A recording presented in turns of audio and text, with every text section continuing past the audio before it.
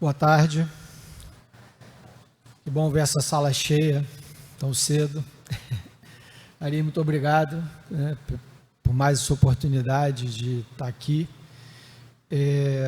Essa palestra sobre influências espirituais, ela também foi realizada em novembro do ano passado, só que no domingo de manhã. O Ari pediu para repetir numa quarta-feira. Só que é impossível repetir uma palestra espiritual, né? Por razões óbvias.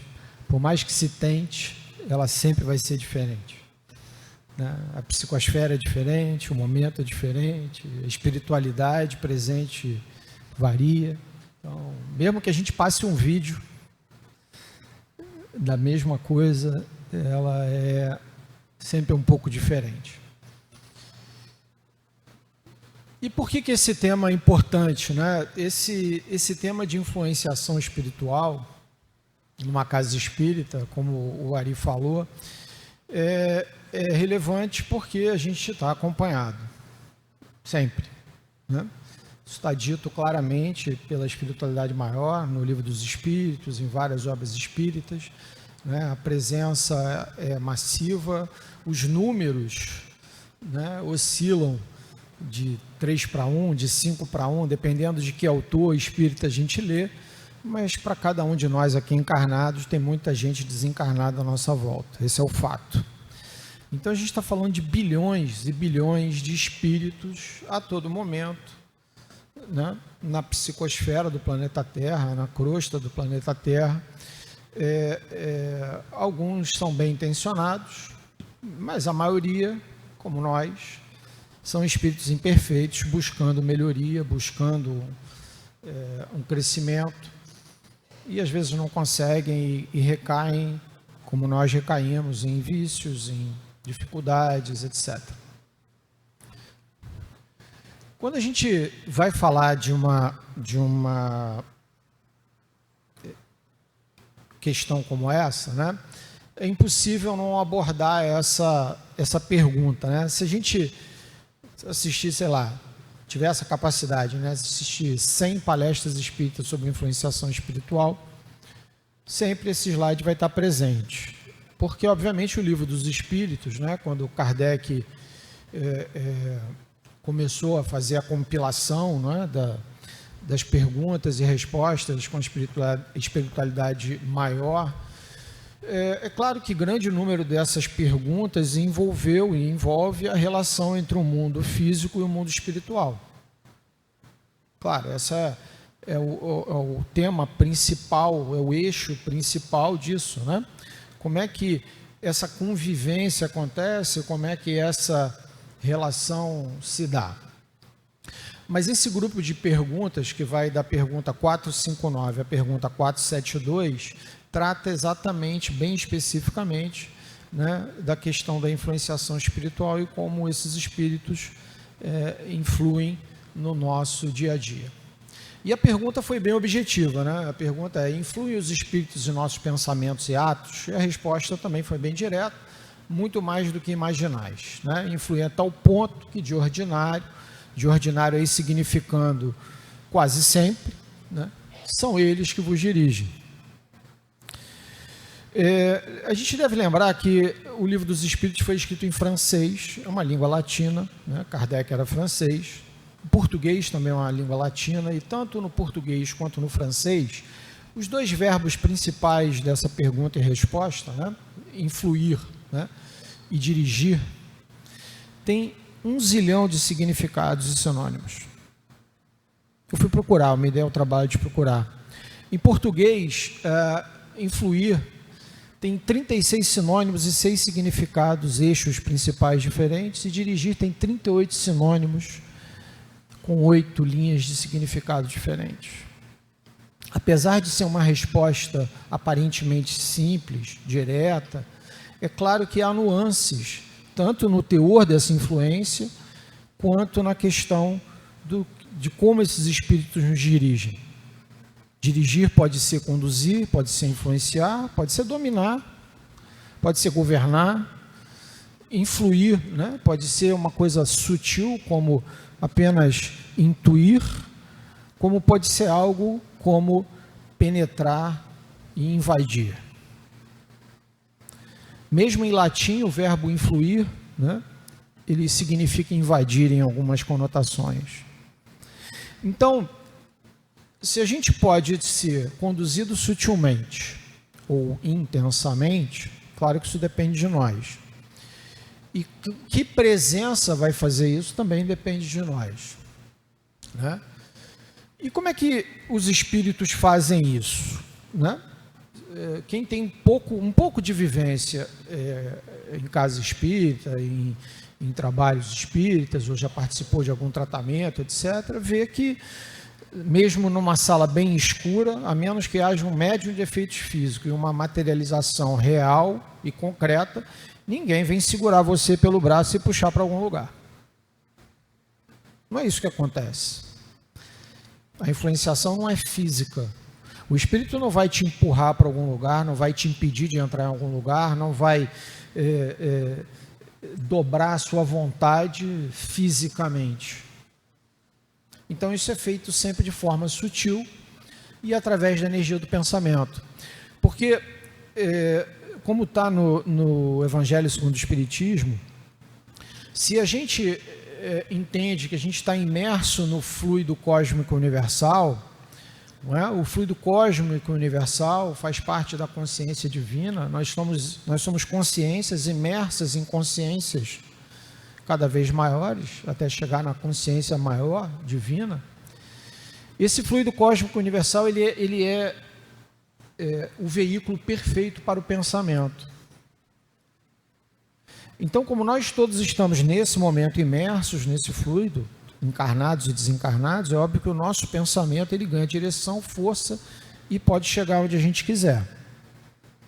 Quanto maior for essa intensidade, quanto mais forte for quem está pensando do ponto de vista mental, esse pensamento pode rodar literalmente o universo, sem limite, inclusive, de tempo, multidimensional e por aí vai.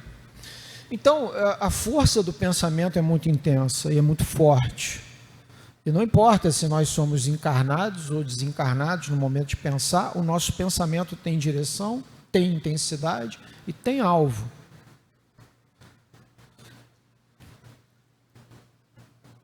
E se a gente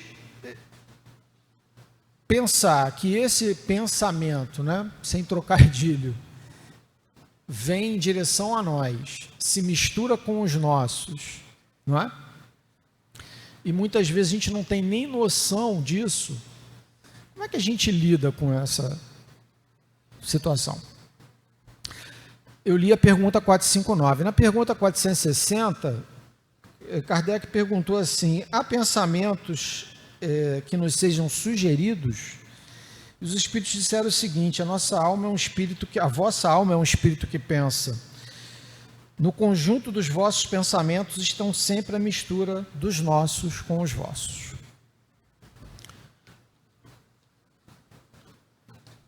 Bom, se isso é um fato, e esses pensamentos estão imersos em nós e nós neles, sempre paira a dúvida de se isso é só uma coisa que é dita aqui numa casa espírita. Eu tenho que acreditar nessa leitura, ou no que estão me dizendo, ou no que Kardec achava, ou no que aqueles espíritos que estavam ali naquele momento falaram, etc. Então eu queria fazer um parêntese aqui e mostrar esse artigo. Esse é um artigo que foi publicado na revista Nature por um conjunto de físicos, mas liderados por esse professor Henry, da Universidade Johns Hopkins, nos Estados Unidos, e não foi publicado em qualquer lugar. Ele foi publicado na revista Nature, que é a maior revista científica do mundo, né? Para você conseguir publicar alguma coisa na revista Nature, tem que ser algo relevante. E ele diz claramente no texto, né, que o universo cada vez mais se parece com um pensamento do que com uma máquina.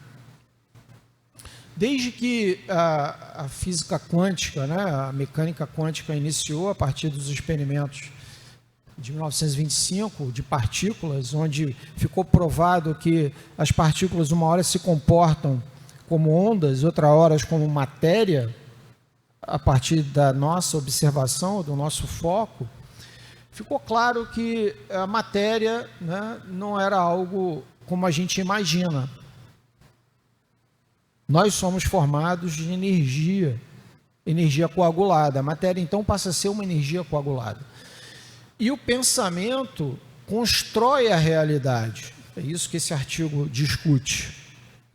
Então, se o pensamento constrói a realidade do universo como um todo, a próxima pergunta é: de quem é esse pensamento? E para que alguém tenha criado o universo a partir de um pensamento, quem será essa pessoa? E o autor, obviamente, sendo um cientista, eu não sei qual era o teor religioso ou a crença religiosa que ele tinha, ele foge da resposta disso. Ele diz: olha, eu não sei se é Deus, eu não sei, isso é a resposta para as religiões, mas o fato é que o universo é cada vez mais mental e espiritual. Então, quando a gente escuta isso de um cientista, né, numa publicação científica, a gente precisa voltar, né, e avaliar isso. Porque se os pensamentos estão presentes na nossa mente, se a influência é constante, se o universo é mental e esses pensamentos navegam no fluido cósmico universal, a pergunta óbvia é, né, e Kardec fez essa pergunta, né, como é que eu distingo então se um pensamento procede de um espírito bom ou de um espírito mau?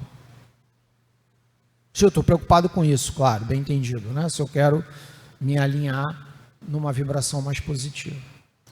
E a resposta também foi dolorosamente clara. Os espíritos bons só para o bem aconselham, cabe-vos discernir. Ou seja, falou-se aqui, né, a gente escolhe o caminho. Porque quando a gente pensa assim, o espírito influencia no nosso pensamento, o espírito nos influencia mais do que imaginamos, etc. Então, onde é que fica o livre-arbítrio tão falado? Se tem alguém que está me influenciando a fazer algo que eu não quero, então eu sou um fantoche da espiritualidade, ou de Deus, ou dos santos, etc. Não, porque compete-vos discernir, isso está dito claramente. Se um pensamento claramente é danoso, prejudicial, faz alguém sofrer, vai causar algum tipo de problema, se implementado. Então, não importa, na verdade, se ele veio de mim ou se ele veio de um espírito trevoso. Eu devo tirar isso do meu caminho. Eu devo ser capaz de discernir e escolher rejeitar aquela ideia. Porque, no fundo, é isso, né?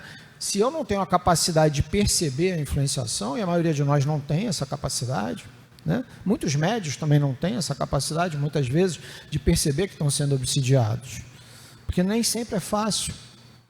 Muitas vezes é bem sutil, o pensamento aflora na mente das pessoas, na nossa mente, muito alinhado conosco, muito encaixado numa determinada situação, né? E fica difícil realmente a gente saber, às vezes, de onde está vindo isso.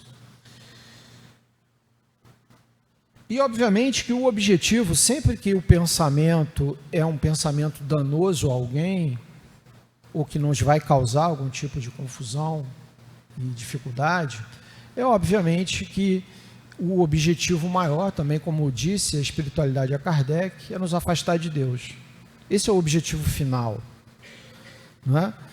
Nos fazer sofrer, nos fazer temer, nos fazer contrair, causar algum dano, nos fazer cair, eventualmente até, quem sabe, se possível, nos fazer suicidar-se. Porque aí é a vitória máxima, né?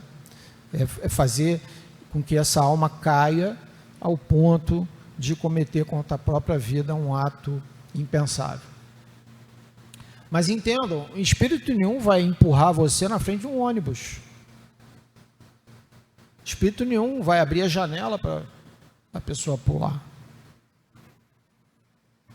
Mas através de uma influenciação constante, pode chegar ao desespero de fazer isso. Bom, E todos nós estamos sujeitos a essa influência. Mas um erro comum que muita gente tem e pensa é que você precisa ser médium. Eu não sou médium, então eu não preciso me preocupar com isso.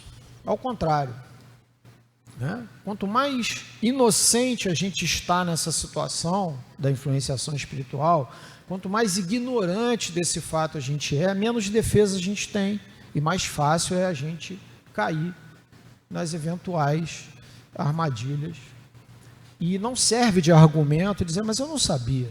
Porque, de novo, cabe-nos discernir e fazer escolhas o tempo todo. E como já disse um sábio filósofo, a cada escolha é uma renúncia. Né? Na hora que eu escolho algo, eu deixei de escolher um outro tanto.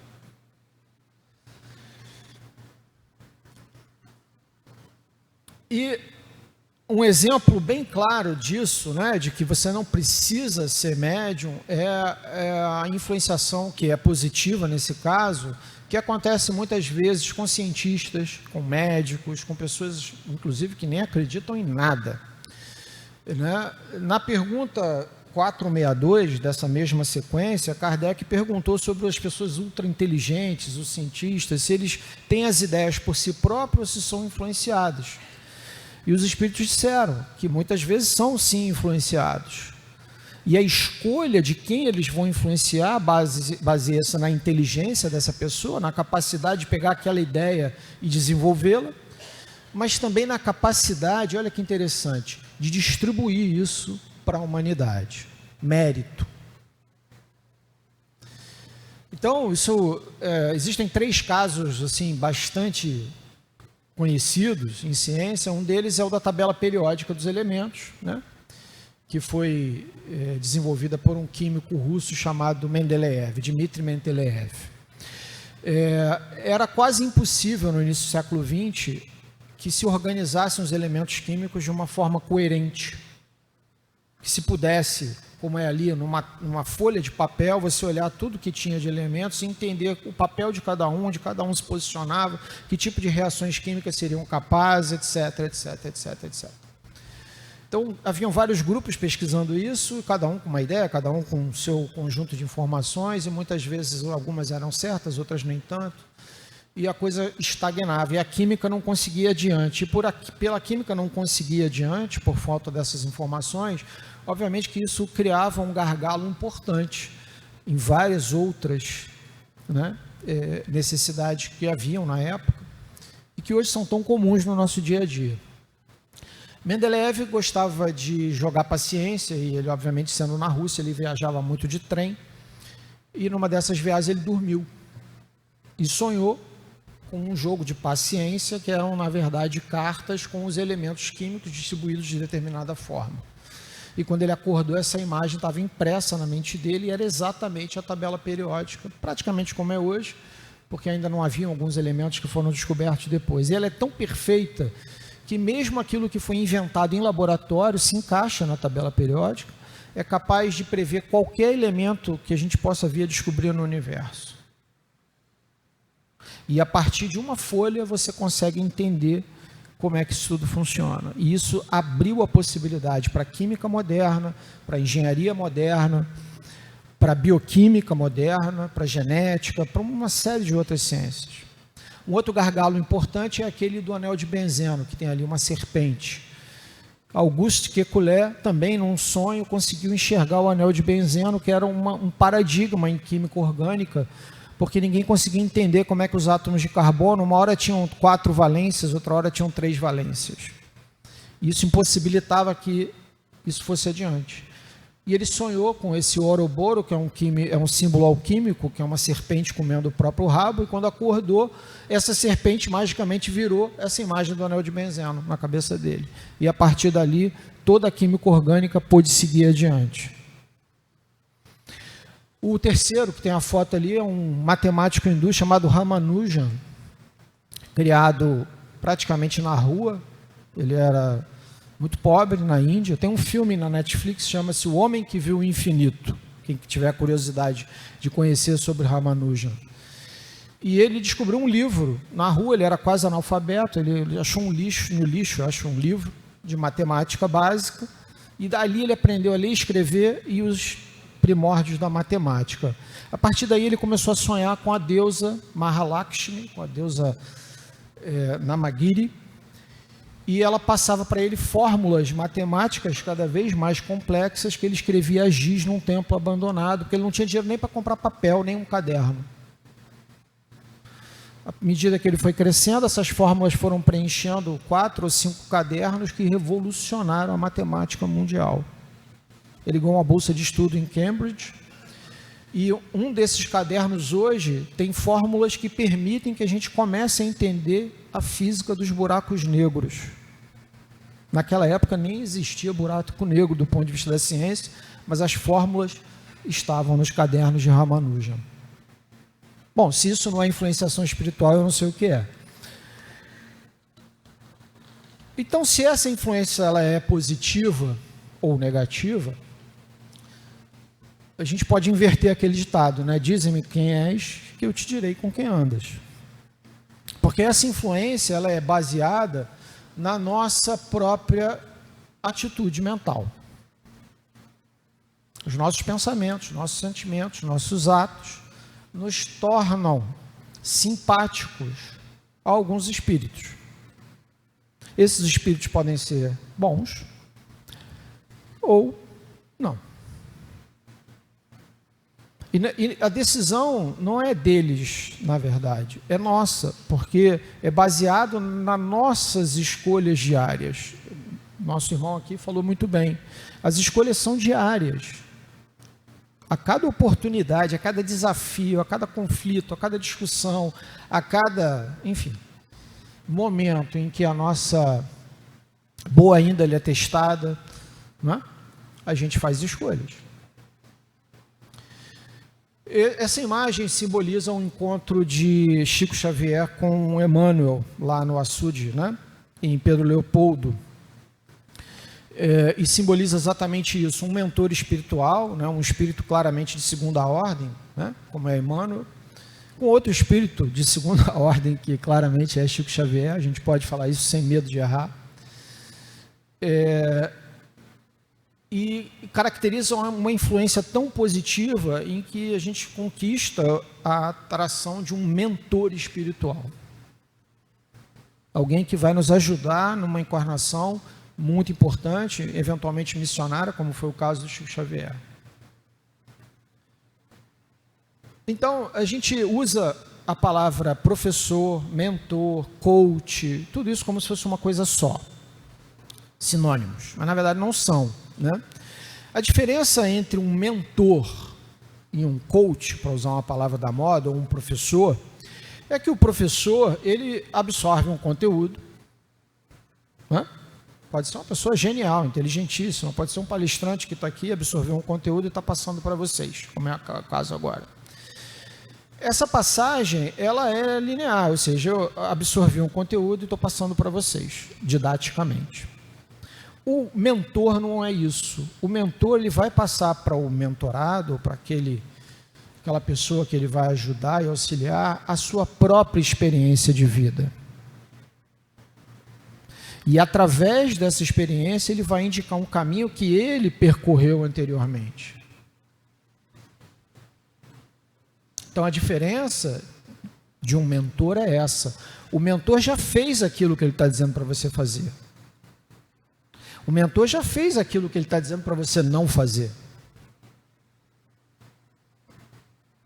Muitas vezes, o mentor quer conduzir você para um lado, mas você insiste em ir para o outro. Como é que o mentor vai ajudar alguém que não quer ir para onde ele orienta? Né? E aí o que acontece nesse caso? O mentor abandona? Não, ele se afasta e espera você bater a cabeça até entender que o caminho indicado era o melhor. E, obviamente, na escala espírita, tem a definição dos espíritos bons, está lá também no livro dos espíritos e no livro dos médiuns, mas eu queria destacar principalmente do porquê que esses espíritos são basicamente bons. Eles já venceram principalmente orgulho, né? E posse, Orgulho e poder, orgulho e aquilo que nos coloca em dificuldade com o nosso próximo, que é o fato da gente querer controlar os outros. Os espíritos bons não querem controlar ninguém. Os espíritos de terceira ordem querem controlar a gente.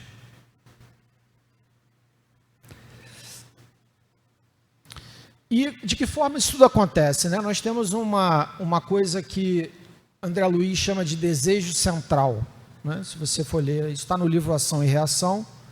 André Luiz escreve claramente que no conjunto de pensamentos e sentimentos, etc., tem um núcleo que basicamente nos define, que ele chama de desejo central, mas que você pode traduzir livremente como o famoso padrão vibratório médio que a gente traz. O que é isso, na verdade, né? É aquele conjunto de pensamentos e sentimentos que nos coloca numa faixa vibracional a maior parte do tempo.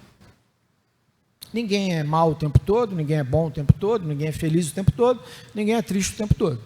Claro, né? Particularmente nesse planeta de provas e expiações em que nós estamos. A gente oscila o tempo todo, né? A questão é, nessa oscilação, em que faixa eu me coloco a maior parte do tempo? Que tipo de sentimentos e pensamentos eu escolho para mim ao longo do dia, dos dias e das semanas? A partir desse conjunto, a gente começa a acender essa vibração e criar afinidade com aquela espiritualidade que está à nossa volta.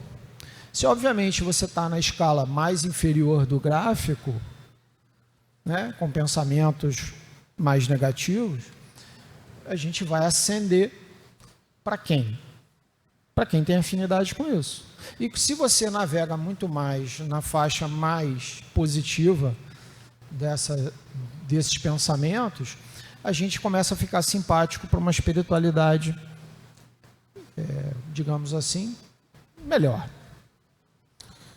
Bom, então, o orgulho e o egoísmo, né, agora falando mais da questão negativa, são, obviamente, os dois pilares, digamos assim, do padrão vibratório médio que a gente precisa resolver, como espíritos de terceira ordem encarnados num planeta de prova e expiação que nós somos, né? Senão não estaríamos aqui, ou estaríamos numa missão messiânica qualquer em algum outro planeta. Então, obviamente, essa didática, essa apresentação didática eu vi numa palestra do Haroldo Dutra Dias e procurei apenas organizar. Ela é muito interessante, porque egoísmo e orgulho geram os 4 P's da dificuldade espiritual, né? Prestígio, poder, prazer e posse. E a partir daí, toda a nuance de sentimentos que tem como raiz orgulho e egoísmo, que são exatamente aquilo que os espíritos de segunda ordem já abandonaram. E é por conta desse tipo de vibração que a gente ainda escorrega na casca de banana toda vez que ela é colocada na nossa frente. Em maior ou menor grau, cada um pode olhar para dentro de si e ver, não é? Mas essa base, né, de orgulho e egoísmo é que basicamente classifica os espíritos de terceira ordem, principalmente porque a gente não consegue viver em coletividade de uma forma branda, amena. Não estou falando individualmente de cada um de nós, é claro, cada um, né? Mas como coletividade, o coletivo da humanidade não consegue. Outro dia eu assisti uma palestra também, eu ri muito, sobre essa questão da transição planetária, né? Que no sistema solar só existe um planeta de provas e expiações. Somos nós. E por que isso? Porque se tivesse dois já estava em guerra. A gente já tinha criado uma nave para ela jogar bomba no outro. Não cabe dois. Eu ri, porque realmente é verdade. A gente não consegue conviver aqui com o vizinho. Imagina com um alien em outro planeta. A gente já estava preparando uma nave para jogar lá um míssil nuclear. Porque é nisso que a gente pensa o tempo todo. Farinha pouca, meu pirão primeiro. Não é isso que a gente pensa? Bom, e aí entra no lado negativo da força, nas relações espirituais com aqueles espíritos que, obviamente, não vão ser os mentores da beira do açude de Pedro Leopoldo. E esses espíritos, eles são a maioria na nossa psicosfera. A gente não pode perder isso de vista. Lembrem, para cada um de nós encarnados, 3 a 5 desencarnados, que estão aqui esperando uma oportunidade encarnatória, muitas vezes. Claro que nem todos são maus puramente, mas muitos são os famosos pseudo-sábios, os batedores, aquilo que está lá na escala espírita de terceira ordem. Não é? Coincidência ou não, cada vez mais hoje nas mídias sociais, na internet, tem aqueles que sabem de tudo, falam de tudo e não sabem nada de verdade, já viram? Isso parece a vocês pseudo-sábio ou não? Está tudo encarnado aí hoje. Então, se a gente der aso a essa aproximação, se a gente começar a criar afinidade com esse espírito, ele vai se aproximar. Algumas vezes é um espírito ignorante, né? Um exemplo assim muito fácil de todo mundo entender: a gente perde um ente querido, né? Falece, essa pessoa não acreditava em nada, não acreditava, etc., mas acorda do outro lado, numa região umbralina, e entra em pânico. Pô, deveria ter ido lá na casa espírita assistir aquela palestra, deveria ter lido aquele livro que me falaram para ler. E a primeira reação de uma pessoa em pânico é voltar para onde se sente seguro. Então, a força mental é muito forte num espírito desencarnado. Qual é o local mais seguro que essa pessoa lembra? É a casa dele. Ele se desloca por pensamento. Isso está descrito em Nosso Lar, né? Quando André Luiz vem a primeira vez, ele fica zangado, ele vai para a casa dele. E só que chega em casa, tem alguém lá que está choroso, que está saudoso, que está pedindo para essa pessoa voltar, que não se conforma com a morte. Aí junta afinidade e sintonia, aquele espírito estaciona ali e começa a causar uma influência, uma perturbação ruim, mesmo que não seja proposital. A outra forma disso é a obsessão pura e simples, que também tem várias escalas, não é o tema aqui da nossa conversa, mas que pode chegar até mesmo a um controle absoluto, como são os casos da fascinação e da possessão. E é claro que essa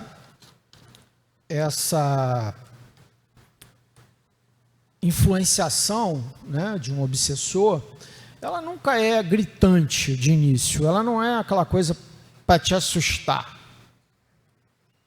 Então, eu estou usando aqui um exemplo de uma pessoa que tem dificuldade com bebida, por exemplo. Aquele obsessor que está doido para tomar uma dose de uísque, ele não vai plantar na mente daquele cidadão, vai beber até cair, porque a pessoa vai se assustar, dizer, eu não quero beber até cair. De início, não. Então, a imagem inicial é uma imagem simpática, aquela ali, eu botei lá um cara, um barman, num bar maravilhoso, fazendo um malabarismo, para acender o quê no indivíduo? O desejo. Para ele lembrar que, poxa, muito tempo que eu não tomo um esquinho. Só que o que vai acontecer na prática é o da direita. E à medida que isso vai aumentando, vai virando algo que aí não precisa mais nada. É beber até cair e pronto. E aí você tem um controle total do obsessor do obsidiado pelo obsessor. Então, para que essa aproximação aconteça, precisa haver uma afinidade de pensamentos, né? Então, você está vendo ali as duas mentes, né?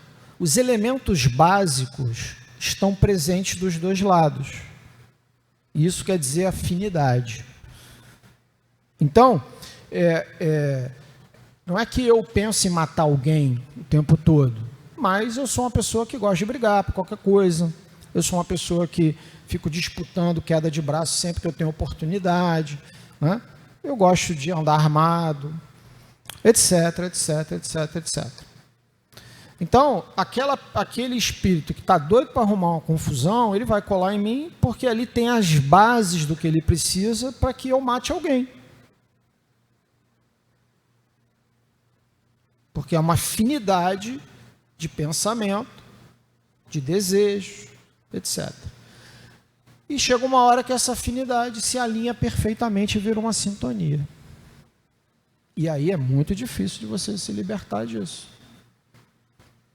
Porque você já não consegue nem mais identificar o que é seu e o que é do outro. Aí você fala assim, mas é só espírito desencarnado que faz isso? Não, nós fazemos isso o tempo todo.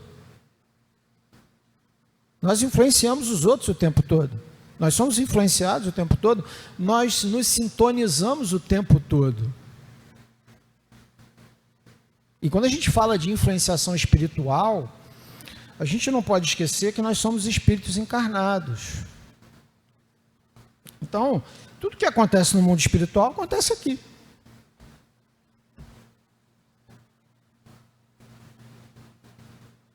Alguém já ouviu falar de obsessor encarnado para encarnado? Existe obsessão de encarnado para encarnado. Alguém que controla o outro de tal forma, com mão de ferro, que essa pessoa não consegue dar um passo. Não é a mesma coisa?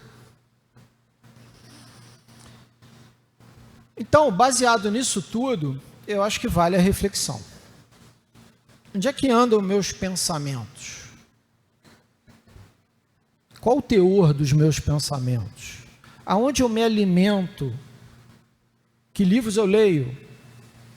Que programas eu assisto? Que mídias sociais eu frequento? Que lugares eu vou com constância? Existem alguns filósofos de negócios, de administração, que dizem abertamente, né, que a gente é a média das 5 pessoas com quem a gente mais convive. Né? Então, obviamente, uma pessoa que convive com quem só gosta de beber, é muito difícil não estar frequentando bares e locais assim, onde a bebida está disponível, por exemplo. Né? Se uma pessoa convive com pessoas que procuram estudar, discutir temas mais elevados e tal, naturalmente o pensamento dessa pessoa vai se elevar. Isso é normal, isso é simples até de entender. Então, por isso que o nosso livre-arbítrio nos conduz para lugares que a gente está ou esteve. Né? E por isso que a gente precisa olhar para nós, né, de uma forma crítica, com autocrítica, né, para saber onde a gente está.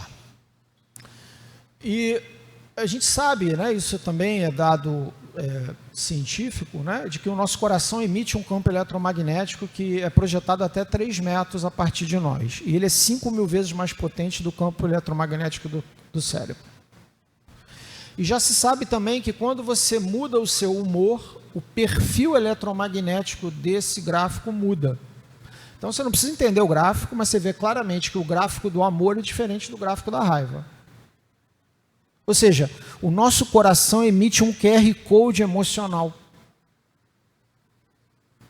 à nossa frente. Isso é um casal que vive bem há muitos anos, dormindo. Você vê que o batimento cardíaco do homem e da mulher se alinha durante a noite.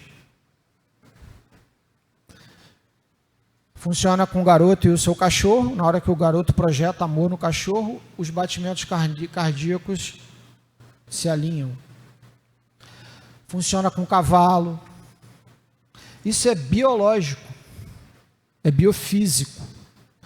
A diferença entre nós, um cachorro e um cavalo, é que nós temos uma outra camada que é espiritual. Nós temos um corpo mental não é? E isso faz toda a diferença, porque nós somos seres espirituais vivendo uma experiência humana. Então, como dizia Chico Xavier, né, uma casa, o padrão vibratório de uma casa é o somatório do padrão vibratório das pessoas daquela casa. Também isso é fácil de entender. Bom, mas se isso serve para uma casa, serve para uma cidade. Porque, obviamente, uma cidade é um conjunto de casas. Serve para um país, que é um conjunto de cidades. E serve para um planeta, que é um conjunto de países. Ou seja, o padrão vibratório do planeta é um conjunto do nosso padrão vibratório individual. É um somatório energético. Mas vamos voltar para a nossa casa, porque é muita coisa para a nossa cabeça pensar no mundo, nesse momento particularmente que está vivendo. Em qual dessas duas casas você se sentiria melhor?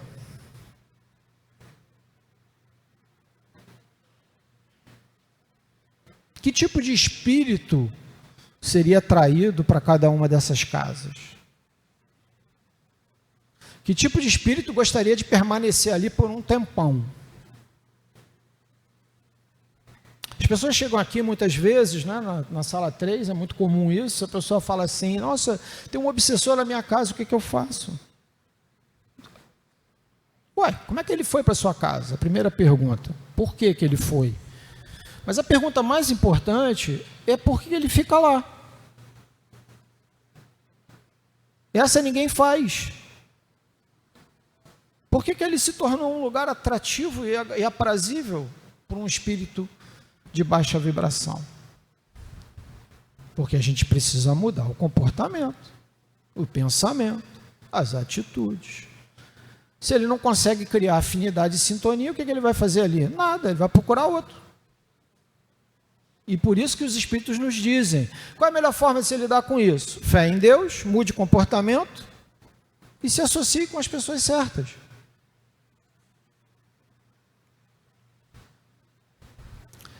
Jesus já dizia isso.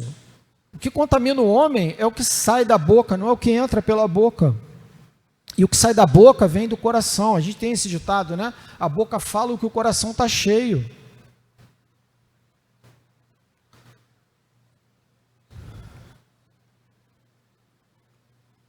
Bom, a gente entra em questões agora do dia a dia práticas, né?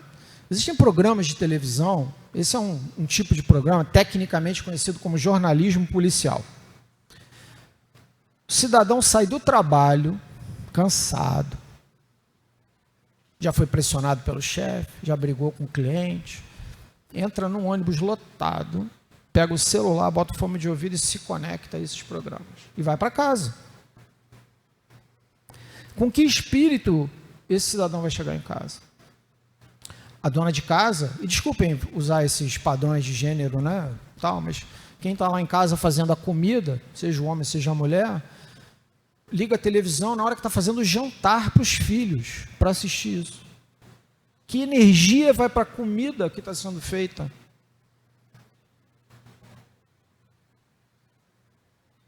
De novo, aonde eu vou buscar as influências no meu dia a dia? E é estrategicamente colocada por volta da hora do Ângelus, que é uma hora muito importante, que a gente deveria estar se conectando, rezando uma Ave Maria, em vez de se conectar com quem está limpando a psicosfera do nosso planeta, porque é isso que acontece às 6 horas da tarde, a gente se conecta com isso. E não para por aí. Você fala assim, mas quem eu sou? Qual é o meu padrão vibratório médio? Hoje a gente tem uma ferramenta maravilhosa, chamada algoritmo das mídias sociais. Eles foram tão bons em criar esses algoritmos que eles começam a entender o que a gente pensa, o que a gente gosta. Então é fácil de você ver o que você pensa a maior parte do tempo. Quando você entra lá no Instagram, no Facebook, o que vem para você na hora? O que aparece para você ver? Porque o algoritmo devolve para você o que ele identifica que vai fazer você ficar mais tempo naquela tela. Isso tem a ver com o quê? Com o seu padrão vibratório médio. Se é consumo, será consumista, será foto de compre, compre, compre, compre. Se é uma coisa mais belicosa, vai vir polícia, vai vir assassinato, vai vir briga, vai vir isso, vai vir aquilo, e por aí vai. E quando você se conecta e aparecem vídeos do Chico Xavier, orações, não sei o quê, é porque você busca isso. Aquilo é um robô, ele está só te devolvendo um espelho. Né? E o nosso cérebro ele evoluiu há 2 milhões de anos aproximadamente, o nosso cérebro primata. Nosso cérebro de Homo sapiens, né, de seres humanos, há mais ou menos 200, 300 mil anos. As mídias sociais têm 10 ou 20 anos. O nosso cérebro ele só consegue lidar com 150 relacionamentos ao mesmo tempo. Isso aí é uma pesquisa feita por um antropólogo chamado Robin Dunbar. Qualquer organização com mais de 150 membros tende a romper-se por dentro. Não se sustenta. Coincidência ou não, você vai numa tribo indígena, dificilmente ultrapassa 150 pessoas. Né? Hoje a gente é massacrado numa mídia social que diz pra gente que a gente tem 1 milhão de seguidores, 2 milhões de seguidores, 100 mil seguidores, não sei o que. Então, como é que a gente lida com essa informação? Sendo um adolescente, principalmente. Isso obviamente cria um estresse, cria uma pressão, cria uma dor muito grande, porque a gente não consegue lidar com isso. E obviamente que isso tudo começa a distorcer a nossa realidade, onde a gente vai buscar a informação, a influenciação espiritual, o nosso karma pessoal, o nosso espírito interno, tudo isso somado faz com que a gente olhe para a mesma coisa e veja coisa diferente. E aí você começa a ter aquelas pessoas que querem fazer plástica por qualquer coisa, sem precisar, porque não se sentem bem com a sua própria autoimagem, né? Adolescentes querendo fazer plástica para ficar igual o filtro do Instagram. Em 2019, nós éramos 1 bilhão de pessoas com transtorno mental, segundo a Organização Mundial de Saúde. Isso antes da pandemia. 1 bilhão de pessoas com transtornos mentais. Porque transtorno mental não é só parar no hospício. Depressão, bulimia, né? Tudo isso é transtorno mental. Bom, a influência espiritual, né, ela é positiva ou negativa, ela pode ser combatida com a nossa mudança de comportamento, a famosa reforma íntima. Mas mais importante do que isso, é a gente entender que a gente decide para onde a gente quer ir. Sempre. A gente nunca está sozinho, a gente nunca está abandonado. Sempre que a gente começa a acreditar nisso, pode saber que tem alguém influenciando você para acreditar nisso. Que está sozinho, que está abandonado, que está sem saída, que está em pânico. Né? Porque isso atende, obviamente, ao outro lado. Bom, era isso. Eu agradeço a todos. Espero que tenha dado a vocês a vontade de ler mais sobre o tema. Estão aqui nos livros do Pentateuco, Livro dos Espíritos, Livro dos Médiuns e Evangelho segundo o Espiritismo, ou no Estudo Sistematizado da Doutrina Espírita, no tomo 1. Todos esses livros estão na nossa livraria, para quem quiser se aprofundar. Muito obrigado, uma boa tarde.